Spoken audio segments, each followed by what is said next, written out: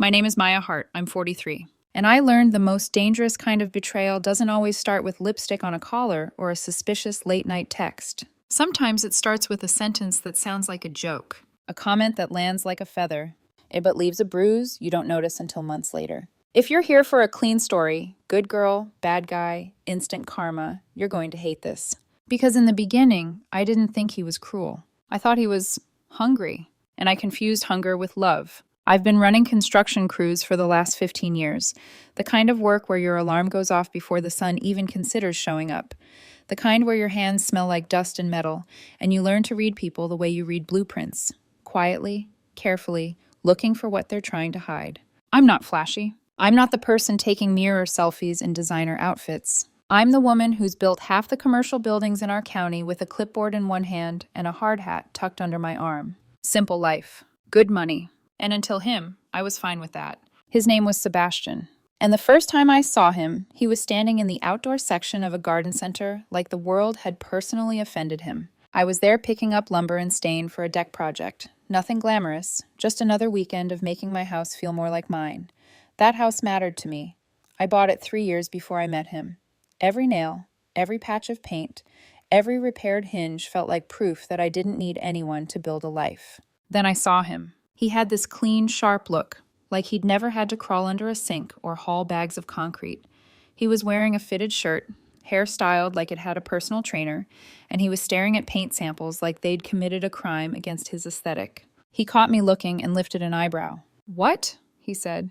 "You look like you're about to fight that display," I told him. He scoffed, holding up 2 stain colors. Because why do they have 15 versions of weathered gray and none of them look like weathered gray? I couldn't help it. I laughed. And something about that laugh made him turn his head, really look at me. Work boots, jeans with a streak of something that was probably plaster, a faded company shirt with my name stitched on the chest like I belonged to the building sites more than I belonged anywhere else. He tilted his head. "You look like you might actually know what any of this means." It was almost a compliment. Almost. The kind that comes with a hook inside it. I should have walked away. But he was attractive, and I'd been single for 3 years. And the truth is, I was tired of coming home to a house that only heard my footsteps. So I helped him. I explained oil-based versus water-based, told him which stain would actually hold up in sun and heat, and when he asked what semi-transparent meant, I said, "It means you'll see the wood grain, which is the whole point of having wood." He rolled his eyes. "Okay, Ms. Lumber Whisperer." Then I told him about the time I stained an entire deck the wrong color because I didn't read the label, ended up with something that looked like dark barbecue sauce.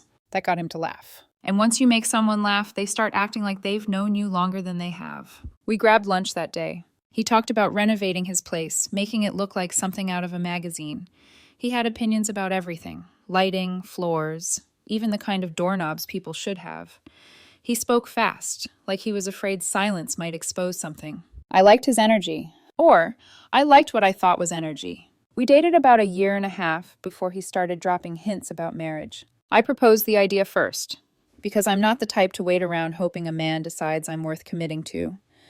When I said it out loud, "We could do this, build something real," his face changed. Like he'd been waiting for permission. We had a small ceremony. Nothing extravagant, just close family, a pretty venue, simple vows. And when he slid the ring on my finger, he looked at me like I'd just handed him a key to a house he'd been circling for years. Looking back, that should have scared me. After the wedding, Sebastian moved into my house. He showed up with 4 suitcases, a box of expensive candles, and opinions about every single thing I owned. Within the first week, he'd rearranged the living room furniture because, according to him, the energy flow was off. He hung art that looked like it belonged in a hotel lobby. He bought throw pillows that cost more than my first toolbox. At first, I didn't mind. The house felt like someone actually lived there, not just slept there between long shifts and early mornings. The early days were solid. We argued sometimes, but it felt normal. He'd call me too practical. I'd call him high maintenance. Then we'd laugh, order takeout, end up tangled together on the couch like the world outside didn't exist. But around month 9 of marriage, something started turning. Not all at once. More like a slow crack in the ceiling you don't notice until water starts dripping onto the floor. It began the night my brother, Christian, invited us over for dinner. Christian is 2 years older than me.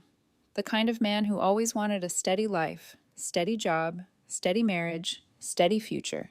He'd married Jordan, a finance professional who worked out of Newport Beach, wore expensive suits like armor, and could talk about portfolio performance at a barbecue without choking on the absurdity of it. Jordan was polished. The type of woman who always looked camera ready, even when she was just holding a wine glass in someone's backyard.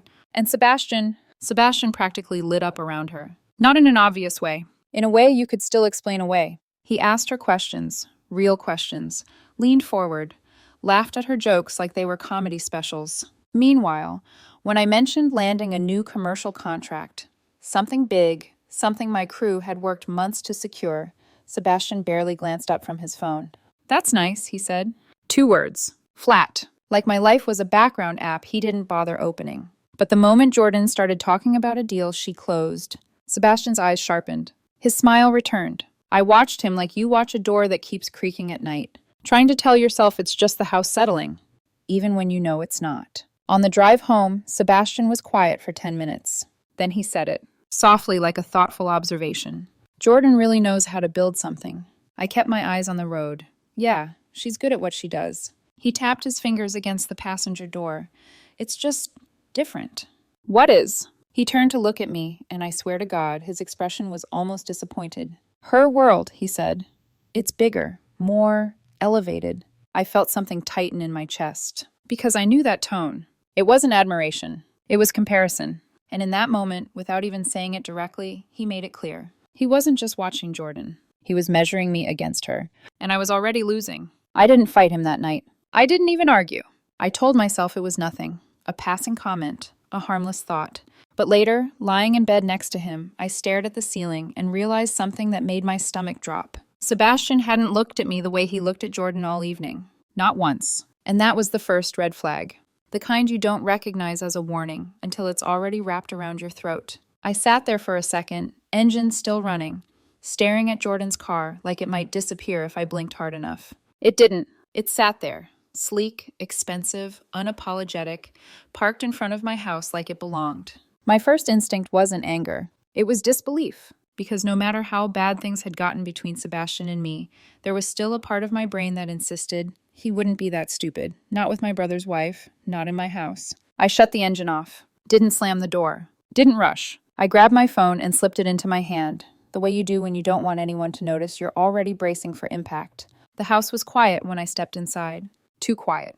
No TV, no music, just voices. Low, close, intimate, coming from the living room. I stopped in the hallway, heart pounding so hard I could feel it in my throat. "Meant we can't keep doing this," someone said. "Jordan." Her voice was softer than I'd ever heard it, not the polished dinner party tone. Something private, almost tender. Sebastian answered her, and the sound of his voice made my stomach turn. "Why not?" he said. "You're not happy either." There it was. No confusion. No misunderstanding. Just confirmation, served cold.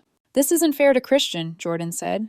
A pause. "And it's not fair to Maya," Sebastian added. I almost laughed. Not because it was funny, because the audacity was breathtaking. He was discussing my feelings like an afterthought, like a bullet point he remembered to include so he could pretend he still had a conscience. "He doesn't deserve this," Jordan said.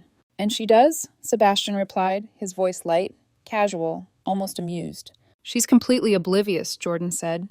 "Honestly, she probably wouldn't even care if she found out." That sentence landed like a punch. Oblivious. Like I was stupid. Like I was asleep. Like I wasn't standing 10 feet away with my world cracking open. My hand tightened around my phone. This was the moment where movies tell you to burst in, to scream, to throw something, to demand answers. But I didn't, because screaming gives people room to rewrite the story. Staying calm lets you own it. "We need to stop before this blows up," Jordan said. "Or we could just be smarter about it," Sebastian replied. That was it. That was the sentence that flipped the switch. Not regret. Not guilt. Strategy. I unlocked my phone, hit record, and stepped into the living room. They were on the couch. Not naked, not tangled up. Just close enough. Sebastian's hand rested on her knee, like it had always belonged there. Jordan leaned into him, familiar and comfortable. They both froze when they saw me. I smiled. "Hey," I said, my voice shockingly steady. "Didn't realize we were having company." Sebastian jumped to his feet like he'd been electrocuted. "Maya, it's not—" "Save it," I said calmly, angling my phone so there was no question what I was doing. "Get out of my house." Jordan's face went pale. Sebastian hesitated like he was about to argue. I didn't blink. He grabbed his keys and left without another word. The front door closed. Silence rushed in to fill the space he'd vacated. Jordan stood up, smoothing her clothes like she could straighten out the situation by fixing her posture. "You're blowing this way out of proportion," she said. "Am I? How long?" I asked. Her eyes flicked to my phone, then back to me. "A few months," she admitted. "But before you start acting like this is some big betrayal, we never actually did anything." I tilted my head. "Really? We just talked," she insisted. "You're being ridiculous." I took a step closer. "How long," I repeated, "have you been talking to my husband behind my back?" She crossed her arms. "Defensive now." "Since around February." "February." My stomach twisted. "That's Valentine's Day," I said quietly. She didn't respond. "And our anniversary?" I pressed. She looked away. That was answer enough. "Pack your things," I said. "Get out of my house." Her eyes widened. "You can't kick me out." I glanced at the clock on the wall. "You've got 1 hour." She started yelling then, about overreacting, about how I was insecure, about how I was embarrassing myself. I walked past her, went straight to the bedroom, pulled out my laptop. If she thought the worst thing I was capable of was throwing her out, she had no idea who she married. I opened folders I'd never thought I'd need. Bank statements, mortgage paperwork, screenshots I'd taken over the last few months without even realizing why, texts that felt off, dates that didn't line up. I backed up the video I'd just taken, once, twice, 3 times. Then I logged into our cell account. The plan was in my name, which meant the records were mine. 6 months of call logs downloaded in under 5 minutes. The pattern slapped me in the face. Late night calls, long conversations. Days when Sebastian barely texted me, but talked to Jordan for hours. I pulled specific dates. February 14th, 3 calls to Jordan. Total talk time, over an hour. 1 call to me. Running late, March 22nd. Our anniversary. 47 texts to Jordan. 2 to me, both about errands. I cross-referenced the dates with our credit card statements. Restaurants near her office, coffee shops, bars. Then the hotel charge, $192. A Marriott. A day she'd told me she was on a girls' trip with Christian, except Christian had been at work, according to his own social media. I compiled everything into a single folder. Clean. Labeled. Impossible to spin. By the time I was done, Jordan was standing in the living room with a suitcase, her face tight with rage and panic. "This is insane," she said. "You're ruining everything over nothing." I printed the call logs and handed them to her. "You've talked to my husband more than I have in the last 6 months." She stared at the pages, then at me. "You're really doing this?" "Yes," I said. She grabbed her suitcase. "Everyone's going to know what a controlling psycho you are." I met her eyes. "Tell whoever you want. I've got the receipts." She slammed the door hard enough to knock a picture off the wall. I stood there in the quiet house, phone still in my hand. And for the first time since this all started, I wasn't confused. I wasn't doubting myself. I knew exactly what had happened. The only question left was what I was going to do next. Because now I wasn't dealing with suspicion. I was dealing with proof. And proof has a way of burning everything down once you decide to use it. The house felt different that first night alone. Not empty, just quiet in a way I hadn't experienced in months. No sighs, no passive-aggressive comments, no one making me feel like my life was a disappointment they were forced to tolerate. I ordered a pizza, sat on the couch, and opened my laptop again. Not because I needed to, because I had to be sure. I replayed the video. Clear audio, clear visuals, time-stamped. Jordan's voice, soft and intimate. Sebastian's hand resting where it never should have been. The casual cruelty of the way they talked about me, as if I were furniture, as if I didn't exist. I went through the call logs again. Hundreds of calls over 5 months. Some lasting 40 minutes, some over an hour. Not a friendship, not curiosity. A pattern. And patterns don't lie. I leaned back and stared at the ceiling, thinking about Christian. My brother had always been decent to me. Not overly emotional, not dramatic, but solid. He showed up when it mattered. Helped me replace a water heater years ago without being asked. Brought soup when I had surgery. Remembered my birthday every year, even when he forgot everyone else's. He didn't deserve this. But then again, neither did I. And I remembered every night Sebastian had gaslit me. Every time he'd told me I was imagining things. Every time he'd made me feel insecure for noticing reality. If someone had told me the truth 6 months ago, it would have saved me a year of quiet humiliation. Christian deserved the truth, but I wasn't reckless. Truth without strategy is just chaos. So before I did anything else, I made copies of everything. Encrypted backups, cloud storage, external drive. Then I made a call. A divorce attorney in Riverside that Luis had quietly recommended months earlier, back when he noticed my marriage cracking before I was ready to admit it. His name was Klein. And by 9 the next morning, I was sitting in his office with a neatly organized folder and a calm I didn't recognize. He flipped through the documents without changing expression. Video, call logs, bank statements, credit card records. Finally, he leaned back. "This is thorough." "I don't do things halfway," I said. He nodded. "House in your name?" "Bought it 3 years before I met Sebastian." "Any kids?" "No." He smiled slightly. "That simplifies things." "She never contributed to the mortgage," I added. "I have statements going back 7 years." He didn't even ask to see them. "Joint accounts?" "One checking. I'm primary." "Her car?" "In her name. I just make the payments." He looked at me. "You're still making them?" "Not this month." "Good." Then he asked the most important question. "How do you want to proceed?" I didn't hesitate. "Fast, clean. I want him out of my life." Klein nodded. "I can have papers drawn up by tomorrow." "Do it." I walked out of that office feeling lighter than I had in nearly a year. Not happy. Focused. There's a difference. That evening my phone buzzed. Sebastian. Staying at Christian and Jordan's place. The irony wasn't lost on me. "We need to talk about this like adults." I didn't respond. 2 hours later. "You're really not going to answer me?" Still nothing. Then my phone rang. "Christian." "Maya," he said. "Can we talk?" "Sure." Sebastian must have spun his version already. "She's really upset," Christian said carefully. "She says you threw her out over nothing." I stayed silent. "She says you accused her of having an affair with Jordan." I closed my eyes. "Did she show you the video?" I asked. There was a long pause. "What video?" The silence after that was heavy. "The one I took of them on my couch yesterday," I said calmly. Another pause. "She said they were just talking." "They've been talking for 5 months," I said. "Hundreds of calls. Late nights, hotel charges.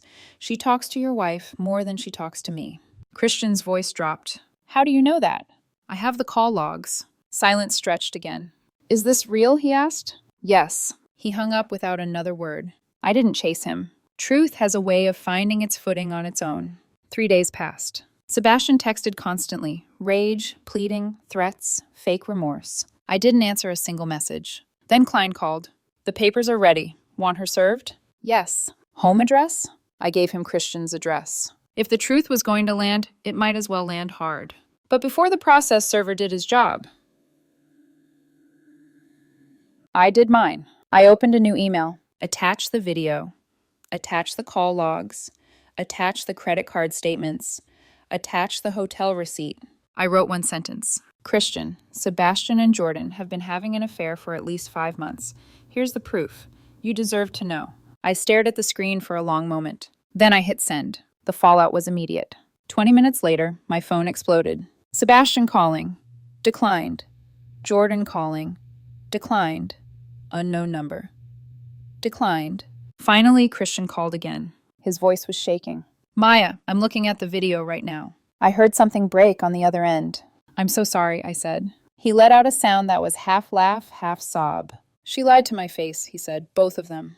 They've been doing that for months." He went quiet. Then his voice changed, hardened. "What are you going to do?"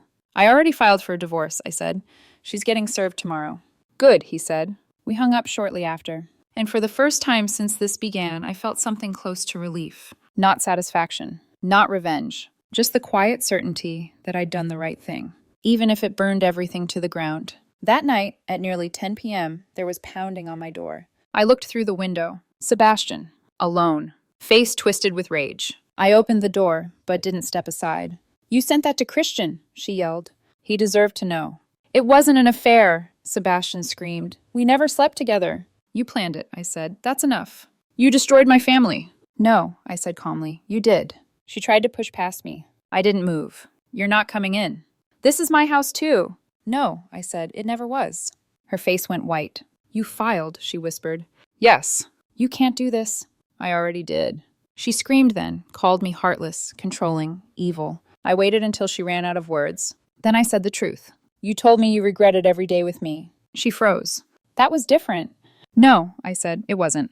I closed the door. She pounded on it for another minute. Then she left. I went to bed. And for the first time in months, I slept, because the truth was finally out. And tomorrow? Tomorrow, the real war would begin.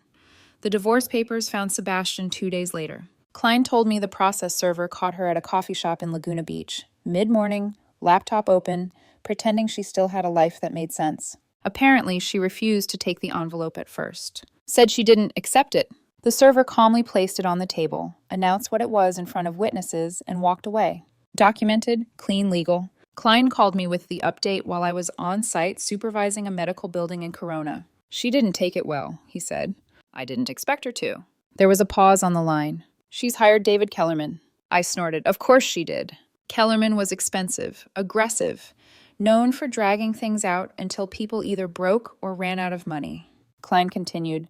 She's requesting spousal support. I actually laughed. Support? I said. She lived rent-free for 5 years. California law allows her to request it, Klein replied. Doesn't mean she'll get it, but she's going to fight. Good, I said. So will I. Sebastian went public the way weak people always do.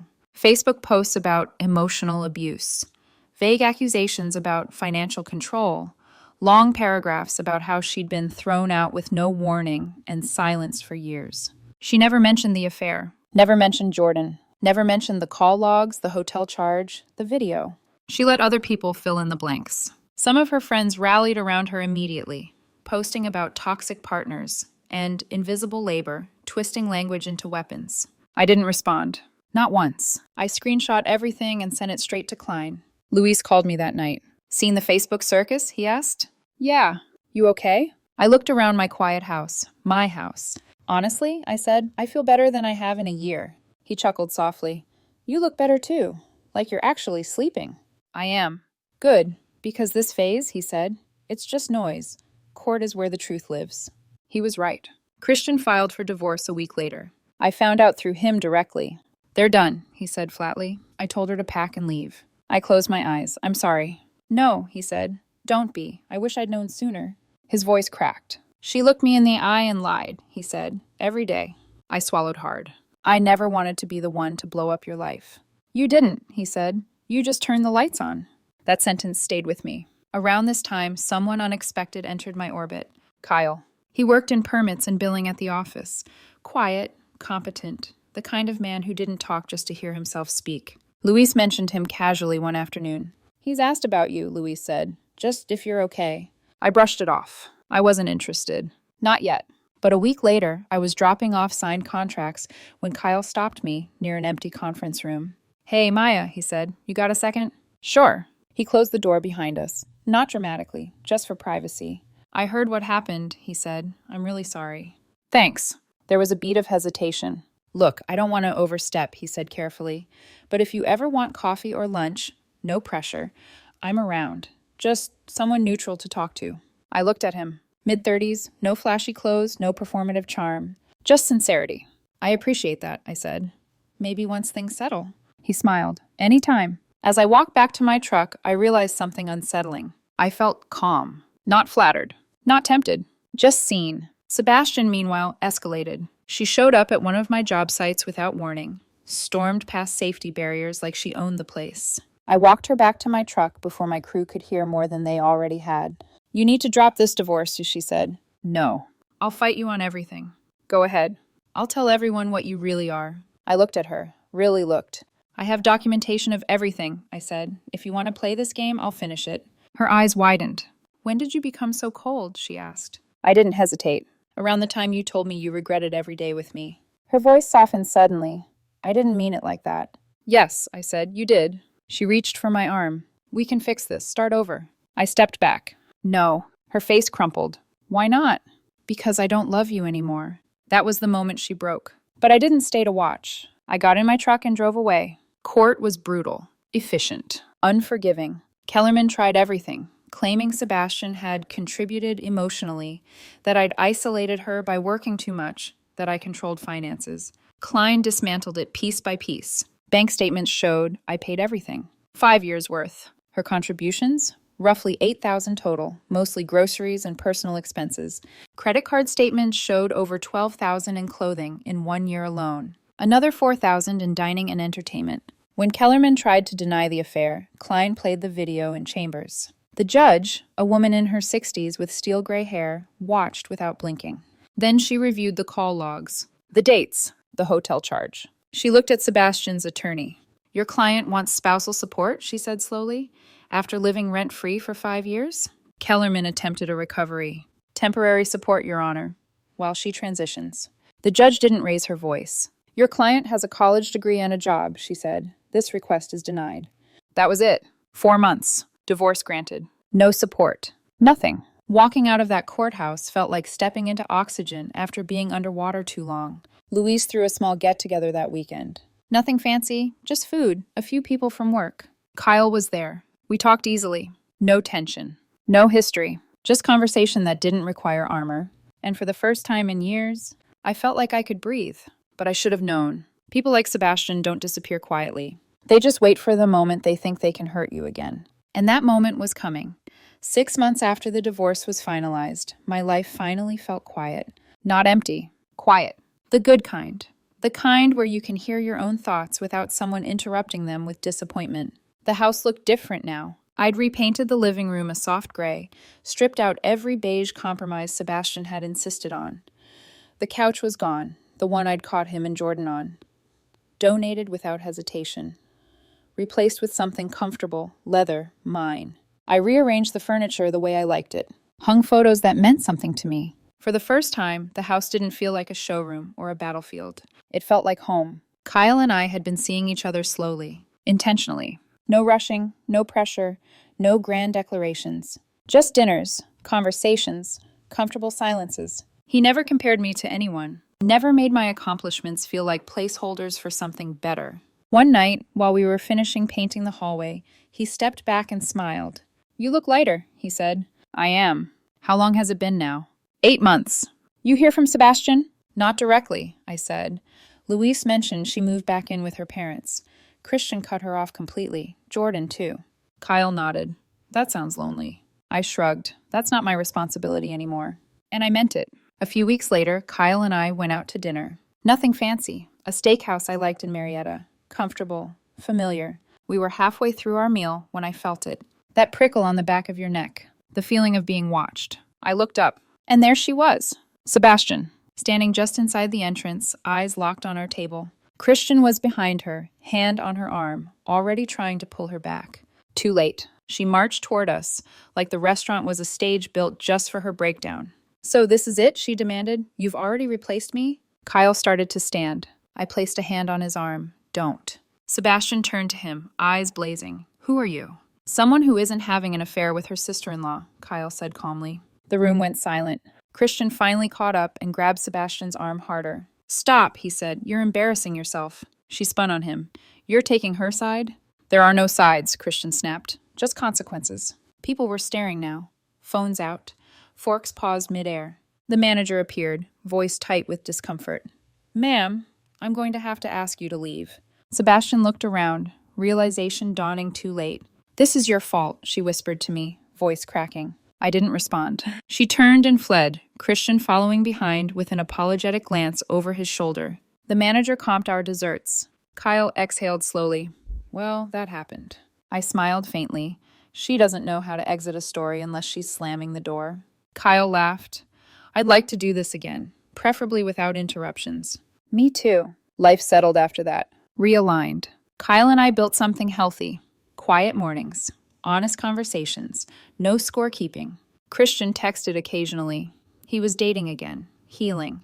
He thanked me more than once for telling him the truth, even when it hurt. Then, one Saturday evening, the doorbell rang. Kyle was in the kitchen. I wasn't expecting anyone. I checked the peephole, and there he was. Sebastian, standing on my porch like he belonged there. I opened the door, but didn't invite him in. What do you want? He glanced past me, saw Kyle inside. Can we talk alone? No, I said. Say what you came to say. His jaw tightened. You didn't have to destroy my entire life. I didn't raise my voice. I didn't destroy anything, I said. I revealed it. Christian took everything in the divorce, he snapped. The house, the cars, half my retirement. I'm living in a one-bedroom apartment. That's called consequences. You cost me a lifestyle, he said bitterly, because you couldn't handle your wife talking to someone else. I laughed. Not out of cruelty, out of disbelief. You had your hand on her knee in my house, I said. You planned how to hide it from your husband. Don't rewrite history now. He stepped closer, trying to intimidate. I could sue you. For telling the truth? I asked. Please, take me to court. I'd love to relive this with a judge. He froze, then muttered, This isn't over. Yes, I said calmly. It is. He left without another word. That night, I got a text from an unknown number. I hope you're happy. You destroyed everything. Karma will get you. I stared at the screen for a second. Then I laughed, blocked the number, and set my phone down. Because the truth is, the best revenge isn't screaming. It isn't public humiliation. It isn't burning someone's life down. It's living so well that their anger has nowhere to land. And that's exactly what I did.